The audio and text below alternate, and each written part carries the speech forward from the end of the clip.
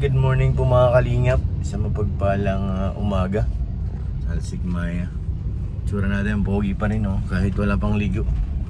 Hindi guys, kahatid ko lang ang estudyante at madiretso kami kay sa hospital guys. Hindi lang rin kayong pagkain para dun sa bantay. Kay Red Sea, nandun din po siyang bantay. Kaya dalawin natin dala ng pagkain. Ito nga po yung hindi inaasahan ng mga pangyayari, kaya na hospital si D. Pag walang lakad mamaya, mabalik din po ako dyan. Mag-confirm ko lang na kung walang lakad si Rob. Kailangan din na Red Sea niya mag-uwi. Pero kagabi nandun si Jello. Oo, magdamag dyan. Ayun, nag-uwi. Pahinga naman. Tawa naman si D.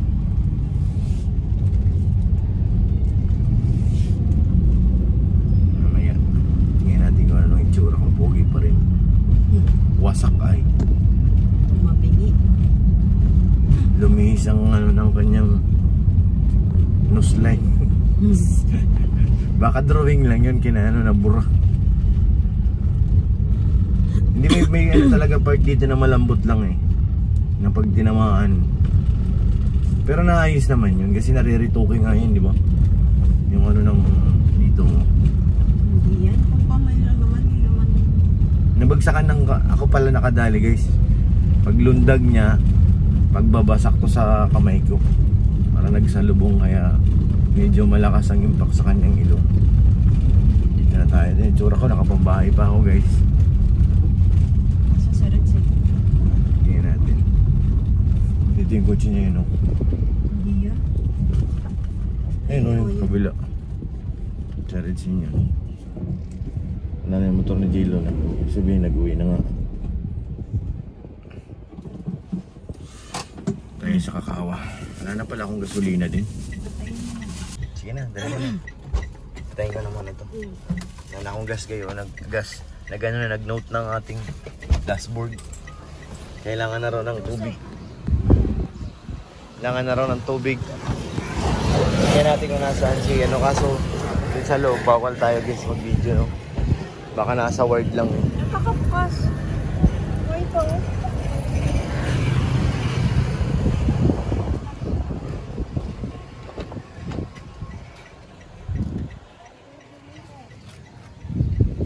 Okay na, dalhin ko na sa loob.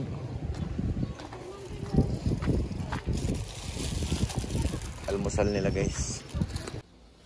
Kawawa naman si Mr. D. Minsan lang naglaro na dali pa bro.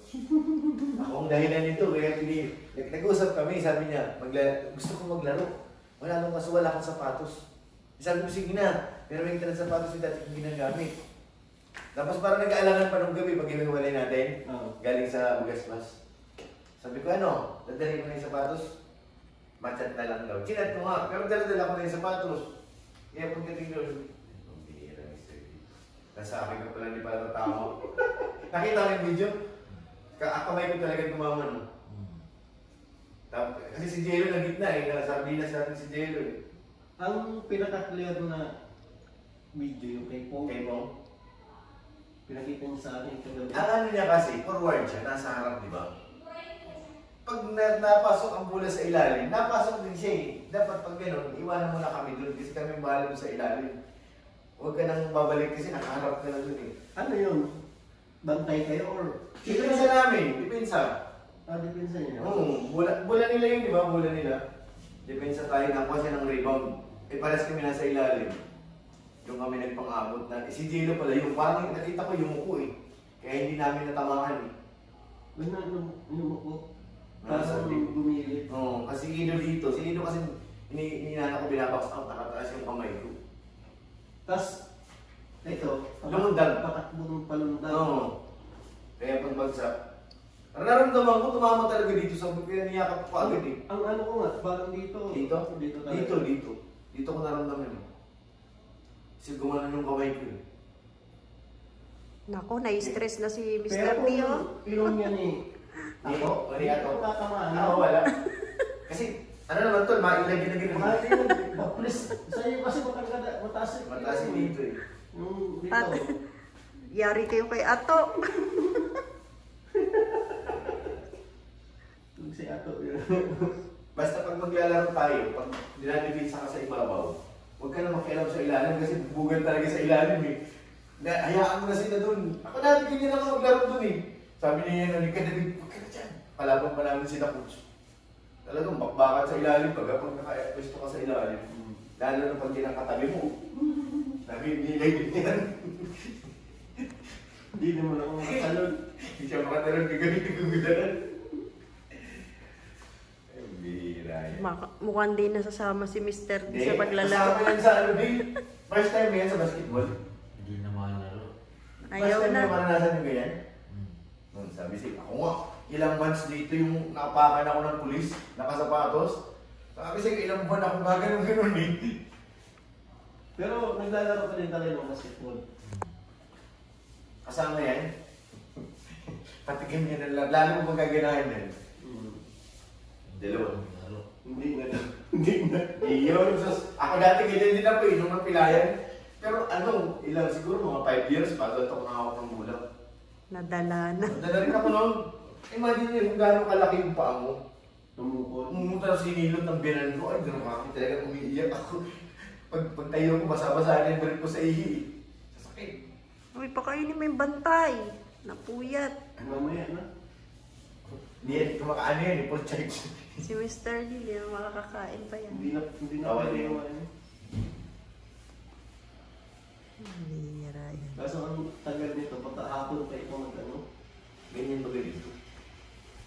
Ganyan dito, dapat hindi na dito. Tutulog. Normal yan pag ano, pag maraming dugo lumalabas, tapos may kasamang nervous yun eh. Kaya ang nararamdaman mo, nahihilo ka. Yung nervous mo, nangingibabaw eh. Pero Ngayon, naninervyos sa bayarin. Sa bayarin. bayarin naman yung nervyo. Ano yan si Kalinga Pro? Ginagawa ni Kuya Ram. Nakasaping ka rin mapunta ako doon sa kanya. Kinasagot si Grace eh. Kailangan na magbabantay. Oo, wala pa kami tulog dito. Sino ba nasa coffee shop? Si Starbucks? Pwede. Si Starbucks. Punta ka sa coffee shop, tanong mo. Ano nga ng Friday? Kaya naman, pwede rin yung pumunta dito kung wala silang dapat iiin. Pero mamaya yan, lalabas na yan, may hapon. Pag naano Huwag ka na. na pumayag na no, malang pa na yun dito. Makanya, Kasama yung mata. halos di na makita. Tabingi yung ilong tapos namamaga yung mata. Dito yung ano. Ay, dito. Tali yun eh. Dito. Mga piktali yung mata. Magaling yung kagabi. First time mo makapain, nakumpain na ganito, sorry? Sa hospital? Hindi. Hindi naman.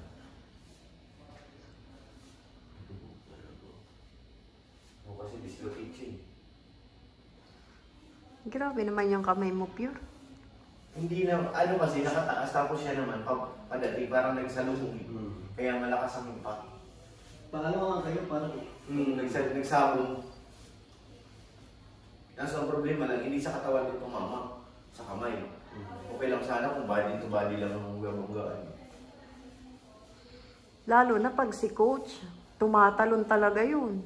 Pag yun nakabangga mo eh. Nadali nga ako yan, akala ko manabalian ako yung dalawa sila ni Kanye, naipit ako. Saktong paikot akong gano'n, tapos nandito ko naipit nilang dalawa. Narinig ko nagtunugan eh. So, sakit. Eh, laban din ni Kanye eh. Tapos si Coach Persado. Mabaw. Nagitnaan nila ako. Paramdaman ko talaga parang tumunog eh. Ano ulit eh. Nag-stick, malaro na daw siya. Ay. Oo, may ano rin yan eh. May na-injury Dito din. naman sa kanya. Di, yung paa niya. Dito yun. Nung huli. Yung Kaya ganito pala, baga, nagpagaling pala si Ren, kaya pala wala. parang lumaga. Parang akala niya nga napunit eh. May bag na punit. Hindi naman daw, parang laman lang. Pina-x-ray niya kagad eh. Nabukasan. Tumalon lang siya, no? Tapos pagbabaan niya, parang siguro pagbabaan niya, tingkayan ulit. Hindi nga tinapos yung laro. Tumalon na siya kagad eh. Madala ang tama. Malapit na baga. Lalo nung nakita niya yung dugo na ano, Nagdideliryo na eh. kasi ano yun eh, kasasamahan mo na yung nervyos.